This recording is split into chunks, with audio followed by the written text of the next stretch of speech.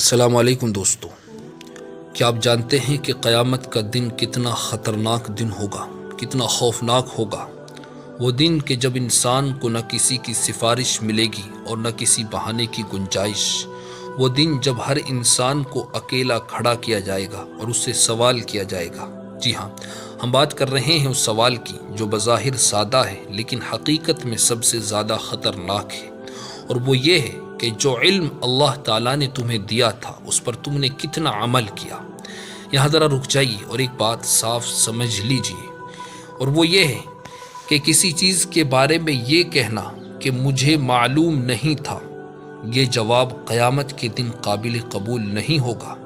دنیا کے قانون میں بھی لا علمی کوئی عذر نہیں ہے، اور اللہ کے قانون میں تو بالکل بھی نہیں، بلکہ سچ یہ ہے کہ اللہ کے حکم کو جاننے کی کوشش ہی نہ کرنا یہ خود ایک مستقل گناہ ہے۔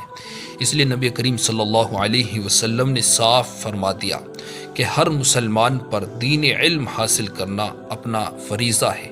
لیکن دوستو، یہاں مسئلہ صرف علم حاصل کرنے کا نہیں، اصل مسئلہ یہ ہے کہ علم آنے کے بعد ہم نے کیا کیا، اس پر عمل کیا یا نہیں۔ کیونکہ جہالت میں گناہ کرنا یہ ایک الگ بات ہے، لیکن جانتے ہوئے سمجھتے ہوئے علم کے باوجود گناہ کرنا یہ کہیں زیادہ سخت ہے۔ اس لیے رسول اکرم صلی اللہ علیہ وسلم کا ارشاد ہے کہ علم میں خیانت مال میں خیانت سے زیادہ سخت ہے۔ مال کی خیانت دنیا میں بھی پکڑی جاتی ہے، لیکن علم کی خیانت اللہ کے دربار میں بھی پکڑی جائے گی۔ یہاں تک کہ نبی کریم صلی اللہ علیہ وسلم نے فرمایا کہ جس شخص کے پاس علم کی کوئی بات ہو اور وہ اسے چھپائے تو قیامت کے دن اس کے منہ میں آگ کی لگام ڈالی جائے گی۔ اب ذرا ایک واقعہ سنو۔ ایک مرتبہ نبی کریم صلی اللہ علیہ وسلم نے وعظ فرمایا، کچھ باتوں پر تعریف فرمائی، اور پھر اچانک لہجہ سخت ہو گیا اور فرمایا کہ یہ کیا بات ہے کہ کچھ لوگ خود علم رکھتے ہیں لیکن اپنے آس پاس والوں کو نہیں سکھاتے ہیں، نہ ان کو نصیحت کرتے ہیں، نہ ان کو نیکی کا حکم دیتے ہیں اور نہ ان کو برائی سے روکتے ہیں۔ پھر حضور اکرم صلی اللہ علیہ وسلم نے قسم کھا کر فرمایا کہ یا تو یہ لوگ اپنے پڑوسیوں کو علم سکھائیں گے اور وہ لوگ علم حاصل کریں گے، ورنہ اللہ کی قسم میں انہیں دنیا ہی میں سخت سزا دوں گا، آخرت کا حساب تو الگ ہے۔ بعد میں واضح ہوا کہ یہ بات ان لوگوں کے لیے تھی جو خود اہل علم تھے، اہل فقہ تھے، لیکن ان کے آس پاس رہنے والے جاہل تھے۔ یعنی بات بالکل صاف ہے دوستو، یہ سوچ غلط ہے کہ جسے سیکھنا ہوگا وہ خود سیکھ لے گا، بلکہ علم والوں پر بھی ذمہ داری ہے کہ وہ علم پہنچائیں، وہ علم سمجھائیں اور لوگوں کو جوڑیں۔ یہ بھی علم پر عمل میں شامل ہے۔ اس لیے نبی کریم صلی اللہ علیہ وسلم کی یہ دعا بار بار آتی ہے کہ اللہ میں ایسے علم سے پناہ مانگتا ہوں جو نفع نہ دے۔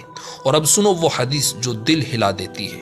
نبی کریم صلی اللہ علیہ وسلم فرماتے ہیں، قیامت کے دن ایک شخص کو لایا جائے گا، اسے جہنم میں ڈال دیا جائے گا، اس کی آنتیں باہر نکل آئیں گی اور وہ جہنم میں ایسے گھومے گا جسے چکی کے گرد گدھا گھومتا ہے۔ جہنمی لوگ اس سے پوچھیں گے، ارے تو ہمیں نیکی کا حکم دیتا تھا، پھر تمہارا یہ انجام کیوں ہوا؟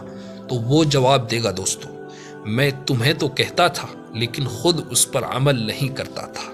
ایک اور موقع پر نبی کریم صلی اللہ علیہ وسلم نے شب معراج میں دیکھا کہ کچھ لوگوں کے ہونٹ جہنم کی آگ کی قینچیوں سے کاٹے جا رہے ہیں۔ پوچھا گیا کون لوگ ہیں؟ تو جواب ملا، یہ وہ لوگ ہیں جو دوسروں کو نصیحت کرتے تھے لیکن خود اس پر عمل نہیں کرتے تھے۔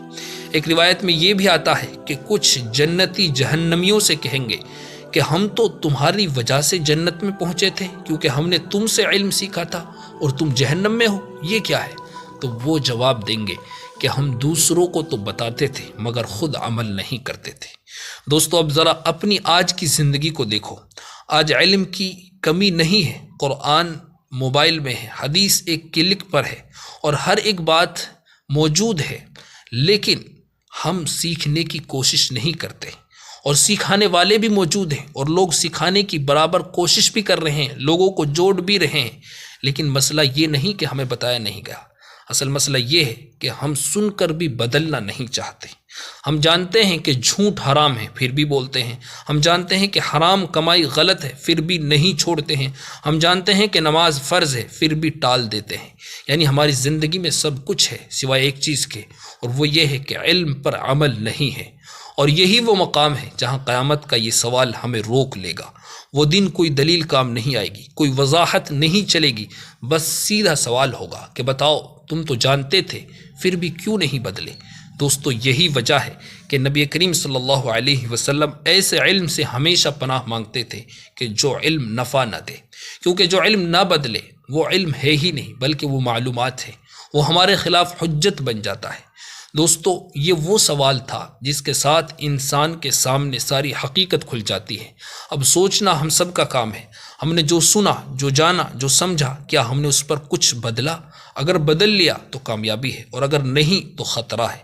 اللہ ہم سب کو علم سننے والا نہیں بلکہ علم پر عمل کرنے والا بھی بنائے۔ تو دوستو یہ تھا قیامت کا وہ 5واں سوال جو ہر ایک شخص سے ہوگا، اور جب تک اس کا معقول جواب نہ مل جائے اس وقت تک انسان اپنی جگہ سے آگے نہیں بڑھ سکے گا۔